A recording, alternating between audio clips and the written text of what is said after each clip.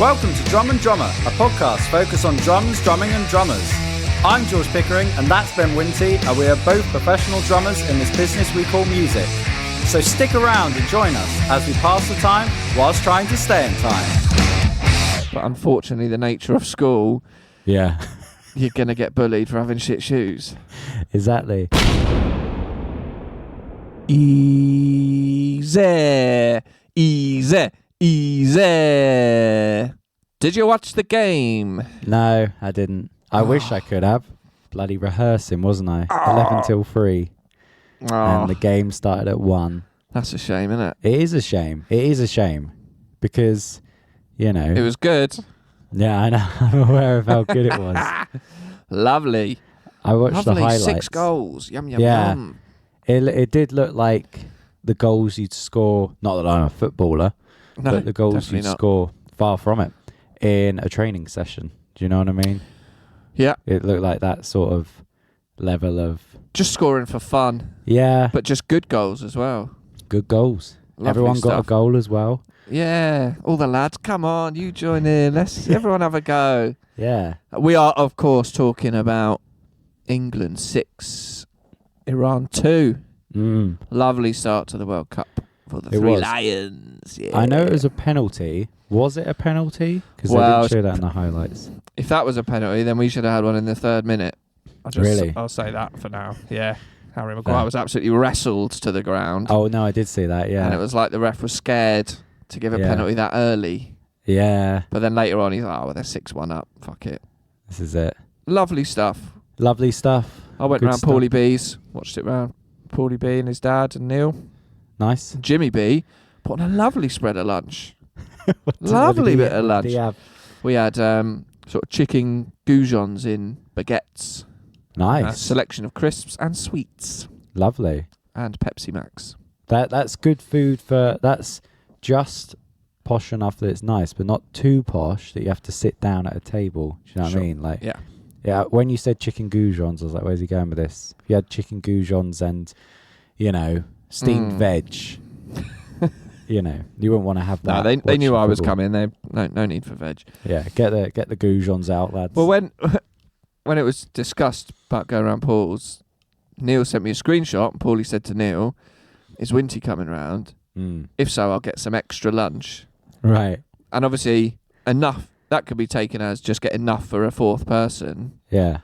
Or extra. Yeah. Because he eats, boy. Yeah, exactly. I'll have to get extra. Yeah. I'll have to do a big shop. Yeah. For the big man. This is it. But it was lovely. I'll have to get a trolley when I go shopping. Can't just get a basket. Put the basket back, Dad. Winty's coming round. Yeah. Exactly. But a lovely start to the World Cup. Now, you were rehearsing. Yep.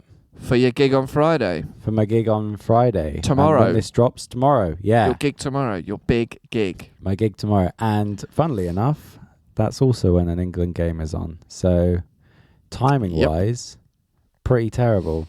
When's the 3rd England game? We'll get to my Tuesday. Tuesday. Think I'm Yeah. free then. So that's good. I think But we'll I'll be see. watching that at work. I don't know. Yeah. It's always weird at the studio.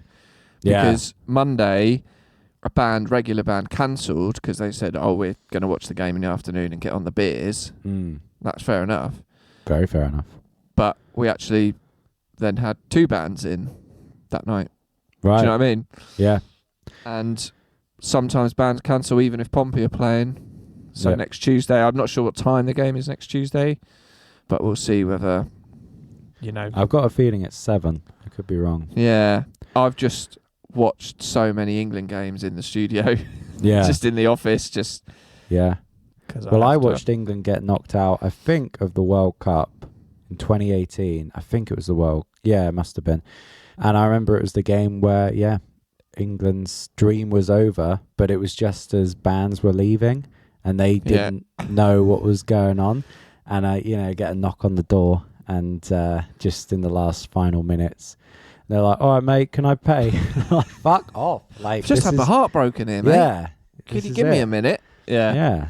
And they were just not asked. I think that annoyed me even more. Like, oh, they out, are they? No worries. Can I get a drink? And then people go, oh, good. You know what? Come on. Yeah. Oh, yeah. No, just come on, you know. Yeah. Am I looking forward? You didn't ask this. I'm asking myself. Am I looking forward to the Joiners gig? I'm intrigued. Okay. Ben. Why are you intrigued? Well, because if people turn up, it'll be great. Mm. If they don't, it'll be soul destroying, and I'll be like, I wish I was just watching the football, to be honest. But Well, I wonder if you're in a better position because England, let's face it, smashed Iran. yeah, big time. So spirits are high. Mm. If we'd have lost, that USA game is fucking important. Yeah. Still is important, Yep. but we've got some confidence Yep. in the team and behind the team. So if it was a crunch game, Mm. or even if it was the final group game, so I Yeah. think you're okay. I think we're okay. Yeah. Yeah. I mean, I've bought a ticket. You bought a ticket. Yep. We'll leave it there. No. We'll leave it there. So you're intrigued. Okay. You missed the game yesterday because you were rehearsing. Yep. Any more rehearsals before the gig? No, that's it. That's Last it. one. How are you feeling prepared? I am. I mean, I can only speak for myself. The rest of the band might be terrified, but I think it'll be good. I think it'll just be nice to play a full set in a different place, because the only place I played with them so far is that Key West studio twice. So it's like nice to do a gig somewhere else. And the Joiners ain't no church. It ain't no church. And here's a segue. It'd be nice to try out my kit with the new drum heads. We reskinned it, baby. We did. It's just therapeutic, isn't it? It's just nice. Yeah. I really enjoyed just taking all the old ones off, putting them in the bin, and then going, right, start again. You know what I mean? 'Cause it's Yeah. yeah. So we reskinned snare. Yep. Top and bottom. Top and bottom. Put that glass 500 on. Big time. And actually we put new snares on Yeah. because your snares, it's just the metal wires underneath Yeah. the I snare was going drum. to say, explain to the people. Yeah. Were missing a few. Mm. And there was 3 that were sort of bent. Yeah. And it was like, I think I've got a spare brand new one in the cupboard. Yep. Yes, I have. Let's pop that on in exchange. I'll have some of your old skins. Yep. Cheers. Deal done. Always thinking of the deal, yeah? Always. Yeah. Always thinking of the deal. So yeah, we did top and bottom. Snare sounded good, didn't it? Yeah. It sounded Yeah. really good. Rack and floor, top and bottom. Yep. Kick, batter skin. Yep. The old EMAD 2. Yep. Yeah. All ready to go. Lovely jubbly. Yeah. I think the floor tom, I had a little bit of trouble with the rack tom. I don't know. It was weird. It's one of them. It found a bit hard to find where it was settling. Yeah. But then actually, from the drummer's position, sat there, it was like, oh, it doesn't sound. But then when I stood out front and you hit it, it sounded really good. Yeah. So perspective. Well, I don't want to say it was because I was hitting it, but No. but that's what it But, sounds like. yeah, it's a nice couple of hours doing that. It is. Obviously, I think I put this on our Twitter, but you, the shoes. Do you want to talk about the shoes? Well, I just, you rang the doorbell, opened the door, and instantly I was like, right, we're going to talk about the shoes. yeah, First off. and we didn't really. Not first So- off, but No. you just sort of had these big clumpy clodhoppers on. Well, I'll explain. So, I've only really got 3 pairs of shoes, right? I've got my Vans, Thin Vans. They're Vans, but they're thin. They're basically like plimsoll. Great for the summer. Great. Sure. But Absolutely. now it's November and it won't stop raining. So even if you wear them and it's spitting, you're soaked within minutes. Yeah. So they were out. I've also got my running shoes, which I also once wore to the studio. You were like, let's talk about them. So they were wet as well. So I was like, well, I've only got 1 pair of shoes left. And they're my shoes that I bought them from Nesbit's, the catering shop. And they're a pair of non-slip chef shoes. And I also now use them for the crew job because they've got a sort of, it's not steel cap, but like a solid. It's bulbous, like a clown shoe. Yeah. So I It's like turned someone up just in got there. some clown shoes, some small clown shoes, and spray painted them black. Exactly. Pop them on your feet. There you go. Yeah. And so I rocked up. And do you know what? I don't want to be mean, but it was like the div kid at school, his shoes. Do you know what I mean? From Clark's. The really uncool shoes Just from Clark's. Brantano's or somewhere like, Yeah. you know, it was pressure at school, wasn't it, to have kickers. Yeah, it was. But not everyone can afford kickers, and that's No. absolutely fine. But unfortunately, the nature of school, Yeah. you're going to get bullied for having shit shoes, Exactly. you know? I think it was Clark's because I remember I didn't dress well at school. I don't really dress now that well, but like at school I had enough intuition to know not to wear Clark's trainers as my trainers because it was just, you could wear Clark's shoes as your school shoes. That's fine. Everyone did, apart from the cool slightly violent kids that wore football boots and the teachers couldn't tell them not to because they were scared they'd of get their stabbed. dad. Yeah, exactly. Yeah. But I remember seeing one kid turn up with a pair of Clark's trainers and I was like, that's uncool. But why is it uncool? Because they didn't look bad and they did the job. But there's something about a pair of Clark's trainers to school that was just uncool. But yeah, it was, even before I turned up, I was like, I bet Winty will say something about these. And instantly, I don't think the door had even opened. He hadn't even said hi. Oh, nice shoes. We'll talk about the shoes. Yeah. Yeah, exactly. So that's them.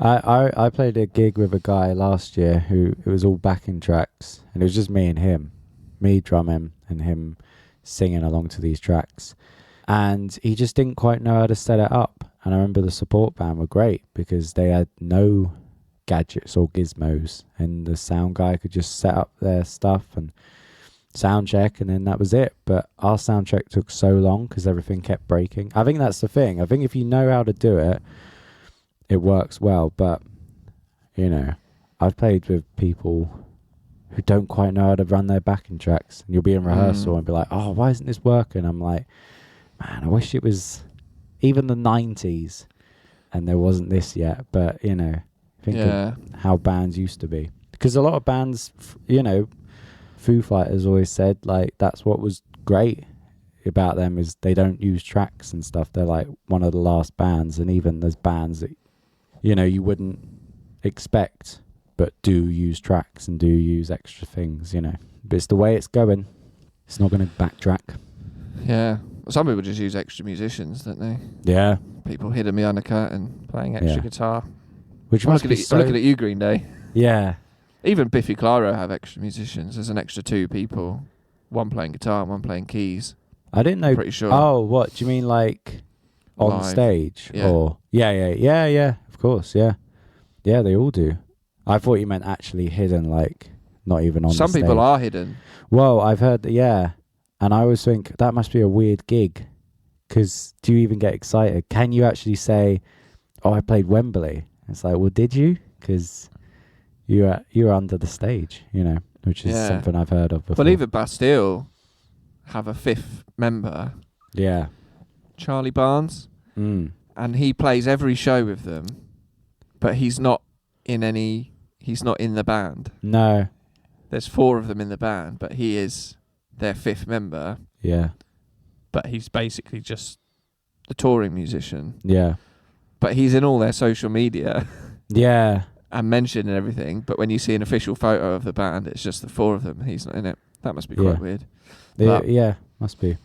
But if you like that, it'd be the perfect life. It could be great. Yeah. It could be great. You just Never get have to to do enjoy any the whole interviews. lifestyle, but you just... Well, there is certain bands that are like that. They were just have been hired as session musicians and never become members of the band. I don't know if it's still the case, but Two Door Cinema Club, for ages, their drummer was the drummer and he's in everything, but he was never part of the band. The band was just 3 guys, you know, singer, guitarist and whatever, but never a drummer. So it's, you know, it is odd. But, and like even like Paramore, when the 2 brothers left, and then they've just had essentially session people. Yeah. I guess since. Yeah. And so all the promo of Paramore is the 3, Yeah. And then drums and rhythm guitar maybe are just filled in with session people. This is And it. they might be long-standing session people, I don't know.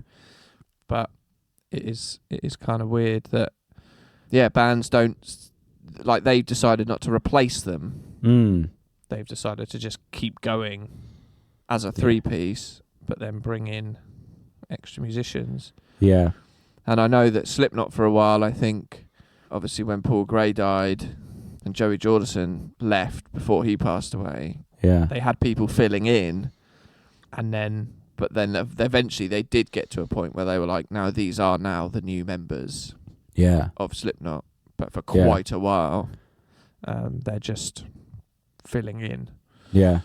There's so many bands that, Rolling Stones, their bassist, Darryl Jones, who they've had since the 80s, he's never been an actual member, you know.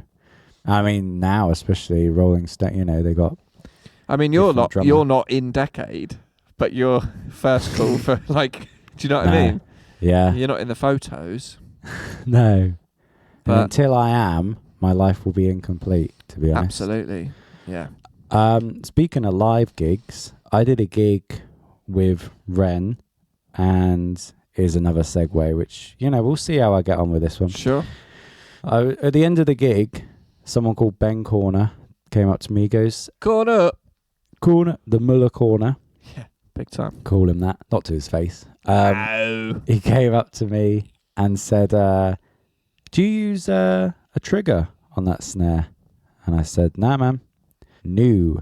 But I think the snare just sounded good because A, it was in a church, and 2, it was the backing track. Some of the drums stay on the track, so it sounded really big.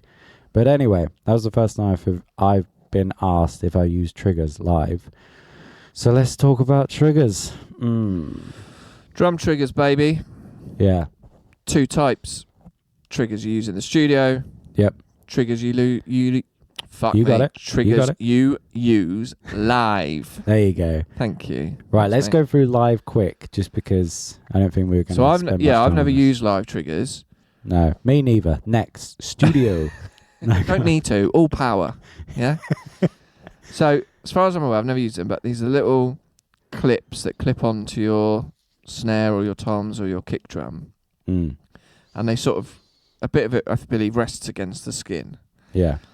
And when you hit the drum, that sensor picks up that you've hit the drum. Yep. And then that triggers a sample. Yep.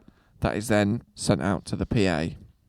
And that can be, so every time you hit it, this sample is played. Yep. And it's a physical sensor, I believe. Mm-hmm. And I definitely seen a band where I believed the kick was triggered live. And it was because it sounded so good. Yeah. And so consistent. Yeah. So basically, if you've got like a double kick drum and you're going dugga dugga dugga dugga dugga dugga dugga dugga, it's quite often that there is slight inconsistencies in the velocity at which you're hitting that drum, which is just natural because you're human. Yeah. And it's the same on your snare and just playing. Like, there's just natural inconsistencies in power and tone. But what I believe this band to be doing was using kick triggers. So he was actually playing the kick drum. But what was happening was that kick drum wasn't mic'd up and it wasn't going through the PA. Yeah. But these samples that were being triggered were. Yeah. And I believe one advantage to that being is you can have a really good, great pre-mixed kick drum sample. Yeah. And you've got more control over mixing that front of house. And also, when you're, miking any drum or anything on stage, you're going to have bleed from other instruments. Yeah. So you're going to hear a bit of cymbal through your snare drum mic, and you're going to hear a bit of snare through your tom mic and things like that. Whereas this essentially isolates the kick drum. So you've got real control over EQing and mixing that. But it really worked, because for that sort of music, which was sort of metalcore, it's integral, that sort of kick drum. Yeah. But it sounded so machine gun-like Yeah. inconsistency that it's like, I'm not doubting he played it Yeah. because he has to play it for it to be triggered, but what it does is it just takes the inconsistencies out Yeah. and just gives you that real like that you need, that you kind of want in that music, which essentially makes it sound more like the record. Yep. Which is what a lot of bands sort of try to do. Yeah. Especially when their music is heavily sort of produced. Well, so, I just say, because that's that kind of music. You almost don't need dynamics. You know, like in terms of drums. Like he's not playing like a soft mid late where he's doing a cross stick rhythm. It's all at 10 all the time. Yes. So I guess that's where it completely makes sense, because you go, well, yeah, it's either hit it as hard as you can and consistently for 2 hours, or just hit it in the right place. And then, I mean, I'm sure it's still pretty consistent, but it's like... But the thing is as well, I think you still have to be able to play it. That's the thing. You still have to be able to play. It just gives you a consistent, incredible sounding kick drum. Yeah. Which is what you kind of expect because of what's on the recordings. Yeah. So I've never used one. Never felt I've needed to. No. Not from any arrogant point of view, just playing small shows. This was a big band playing quite a big show. Yeah. Yeah. So that's kind of what I understand live triggers, and I believe you can get them for snares. And I guess what you can do is not only have it trigger, let's say a kick drum, trigger a real kick sound, but you can then have it trigger any sound. Yeah. And I guess if you've got one on your snare at different songs, you can tell it to essentially trigger different samples. So you could hit your snare and you could have the real snare mic'd up, but you've got a trigger on there as well. And at certain points in the set, you can have that trigger turned on. So it's also going to play a clap sample. And it's going to do it exactly when you hit the snare. Yep. So there won't be any inconsistency of timing. So it can also be used as an additional sound, as well as kind of reinforcing or replacing the actual sound you want. Yeah. Nerd alert! No, this is great. Woo! Yeah, obviously you can use it live.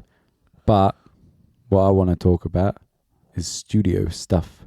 Big time. Because you'll know a lot about this. So, I mean, the first time I had experience with this is at your studio, probably about 10 years ago now. And I remember we recorded a song with Neil, and I did the track, and I was like, yeah, it was all right. And then Neil did a very quick edit, very quick sort of, he did some stuff, some trickery, some magic. And all he really said was, "Oh, I've done to the drums what they do to like Blink-182 drums. I've kind of, I can't remember how he explained it, but I remember thinking, wow, that sounds better and more in your face." And I remember before I actually recorded, he was like, "Right, I need to take some kick samples, and I just play the kick as hard as I can, hard as I could a few times, and then the same with the snare." All the drums really. And then all I really understood, and I could be wrong with this, was that he'd take that and then put it onto the track, and then it would sort of, every time there was a snare, it would be the same sort of velocity. I don't know. You explain triggers to me, because I don't really know. You're on the right lines. Yeah. So much like live triggering is, we are using pre-made samples of drums and using a piece of software. And the one I now use and have used for a number of years now is called Trigger. Mm-hmm. And what it does is, when you record drums and you can see the waveform in Pro Tools, you can see where the drum's been hit, and then you can see the audio tail off. And with drums, they don't have much sustain on them. Yeah. So you can just see every kind of hit of these drums, whether it's kick, snare, toms, or whatever, and you get these quite aggressive transients. Yeah. Where you can see every hit that's been made. And this software can read where those transients start. Right. And then you can within that software, choose a sample that will play whenever it reads the start of a transient, the Right. start of a hit. So it will see you've hit the kick on, there's a transient coming up, that's where the transient starts. I'm going to play a sample when that does it. And there's two kind of main, so much like I said about live triggering, it's like live is you hit it, it reads it and plays the sample. Yeah. This is recorded, so it just scans the wave form and picks out those transients. Now there's two sort of schools of method really on using triggers in recording. One is drum reinforcement and one is drum replacement. Now we are much more drum reinforcement. So going back to that recording session you did 10 years ago, and we've got a lot better at using triggers. What Neil's done there is he's taken samples of your kit, so he's just got you to do the kick drum on its own, the snare on its own, and then what you can do is you can then clip those out as little audio samples, pop them in a folder that the trigger software will use as its sound bank, and then you can go every time on the kick microphone, every time he hits the kick drum, play this sample.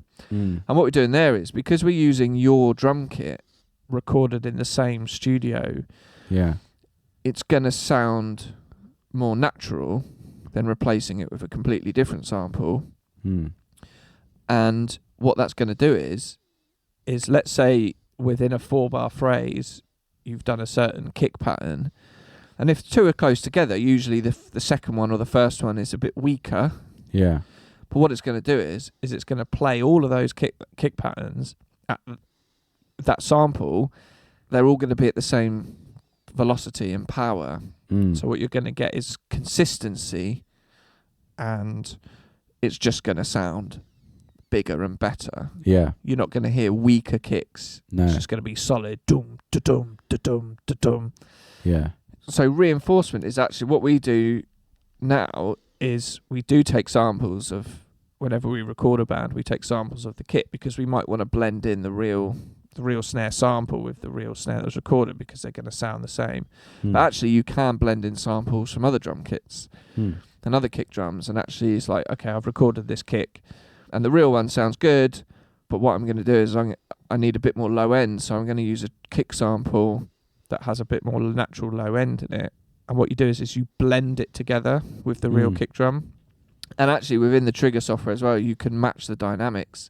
So depending on the genre, if your kick is meant to be a bit quieter, you can make it play the sample a bit quieter.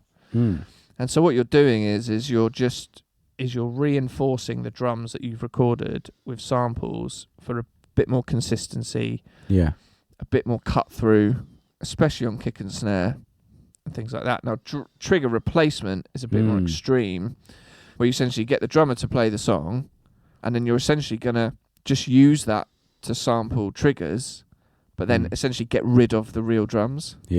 So you're just essentially providing the information that the software is going to replace with samples. We don't really do that here. No. We're definitely drum reinforcement. And like a lot of sort of tricks in studio, you can get it wrong. And we got it wrong in the beginning so often, because it just makes your drum sound so much better, because you've just got this consistency and this almost like perfect snare hit every time. And so you kind of go, oh, that's amazing, I'm going to have loads of that. And then what you realise is actually, no, you still want to keep some of the natural playing. Oh, it just sounds robotic and just sounds too manufactured. And actually, if you could carefully pick the right samples and blend it in well and use it appropriately with the dynamics, or depending on the genre, I'll use the samples on like an indie band. And it's kind of, you wouldn't think you'd sort of need to, but it just supports the real snare drum and just gives you some consistency. And actually you can use it to just get a better snare sound, and you can use the sample to add more ambient or to add more low end or add more top end. You can sort of use that to just manipulate the snare you've already got. So it's one of them things, like, we're great power comes great responsibility. Yeah. You can easily fuck it up using triggers. Yeah.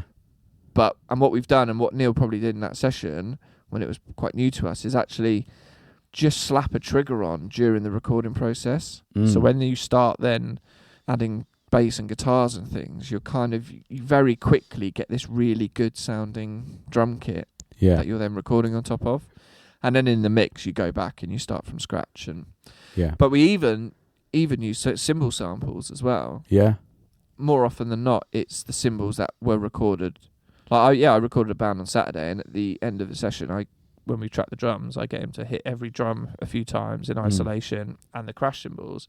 And so because I'm using the exact same microphones, the exact same room, the cymbals in the exact same position, I'm getting him to just hit the crash on its own and let it ring out. Yeah. And so when I'm sort of mixing, if I want to bring the crash cymbals out more, I will make that single crash into a sample, and I will manually insert it wherever he hits that crash. Yeah. And then in the mix, I've essentially got crash cymbals on their own separate fader with no other drums going through the mics, and I can just support those cymbals and bring that sample up, and then you just get a bit more cymbal.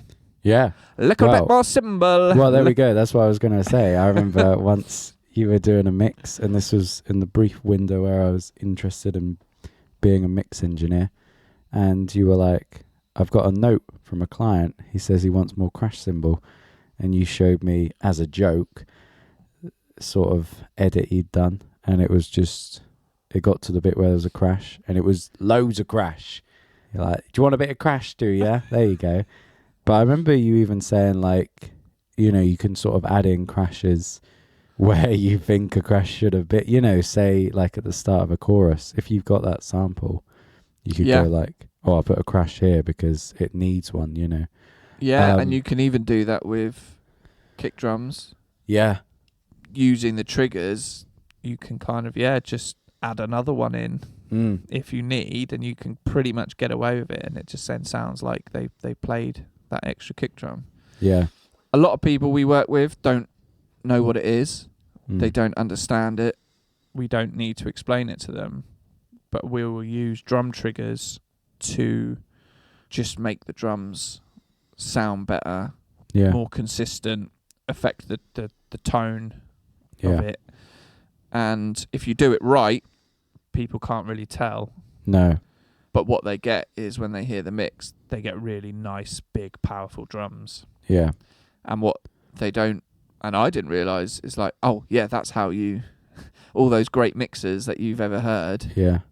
A lot of the time you're like, oh, that's how. Yeah. Yeah. That's not actually them. No. It is them playing the drums. They've had a lot of help. Yeah. But it's been done so well, you can't really tell.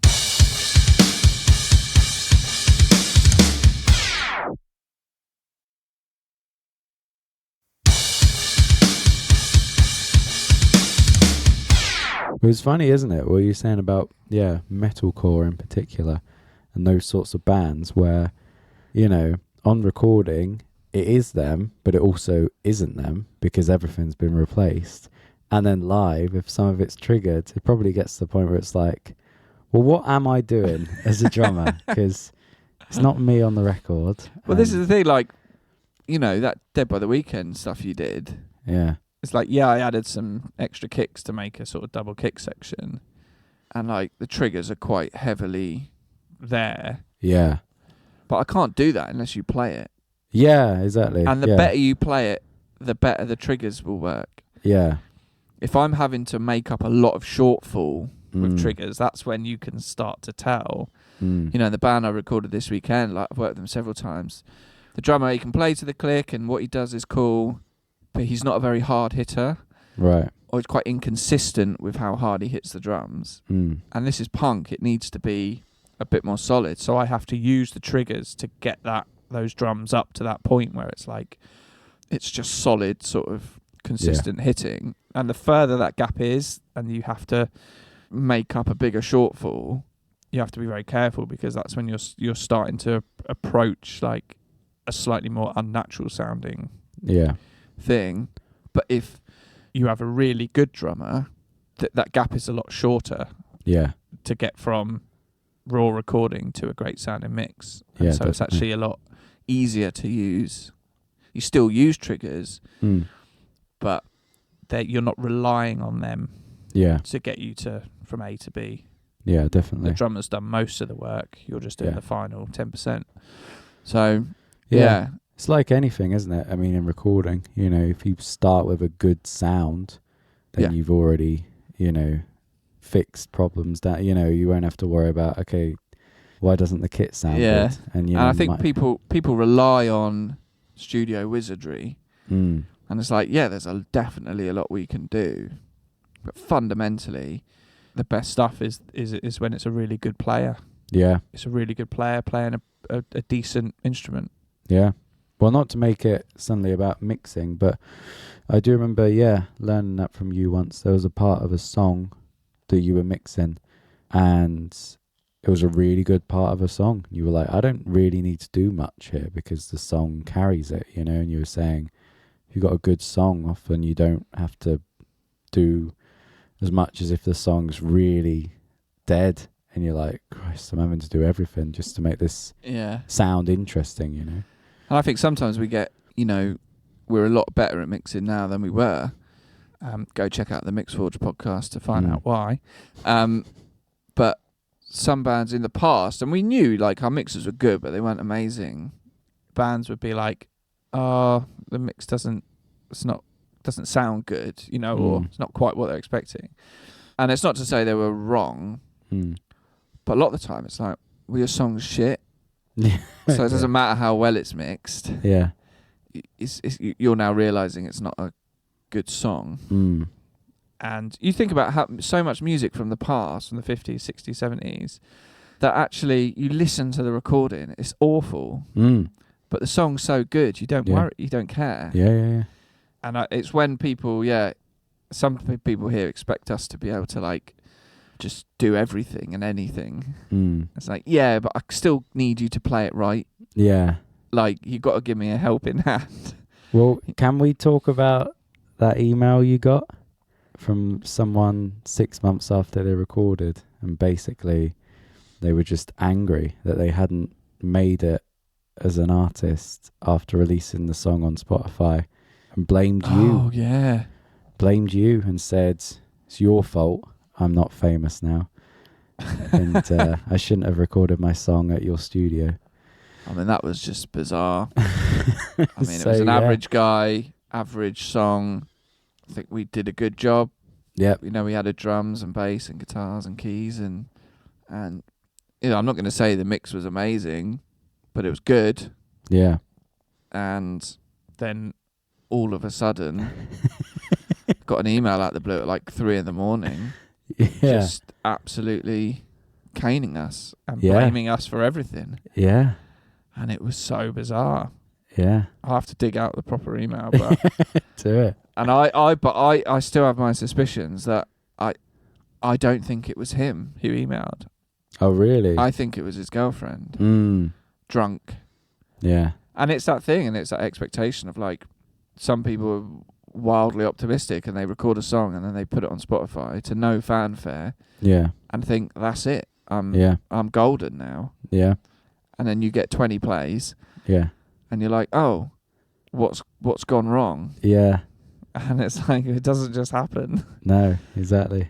It's almost like a taboo topic, I think. I think drummers almost, I've heard people not wanting to admit that they use them, or, I don't know, it's seen as almost cheating to use them live and stuff like that. It's like autotune.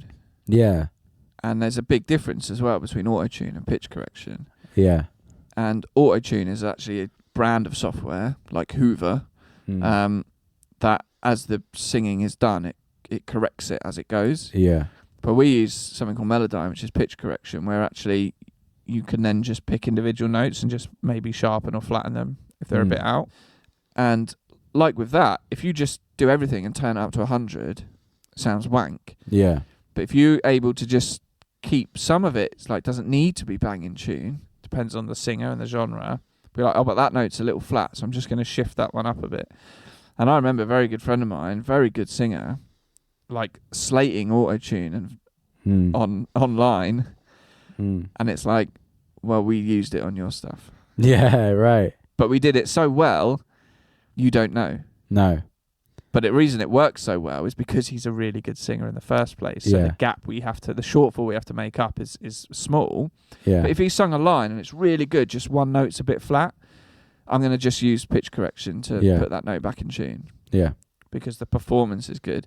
And that's the thing, pitch correction, auto-tune can't make up for a shit performance No. as well. And it's same with triggers. If you play the drums really well in the studio, it's just going to be a better record.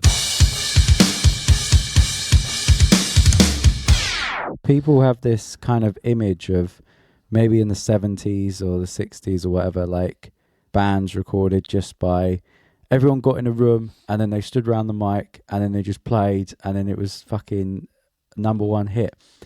And that wasn't the case. You know, it was like even in the 70s, like you look at how they recorded songs and, you know, there's so many just little bits and bobs I've learned, like, you know, Back in Black, the drums on that, they did each part of the kit separately. So they did the kick drum first and then they did the snare. And in the 90s, there was a bassist in London who's a friend of a friend who apparently played on so many bands' albums and he had to sign a contract not to, you know, say who it was, but they were big albums. And there's all these different things and it's like, I don't know, people almost want it to be like, oh, it's just in a room and then we just jam and then we've got this hit, but it's if you do that it will sound shit. Yeah, exactly. And it's like, you know, people think that's what Led Zeppelin did, but you know, stuff was recorded separately and they took for it, and also they had the money to record in the most amazing places and use all the stuff, you know. And it's like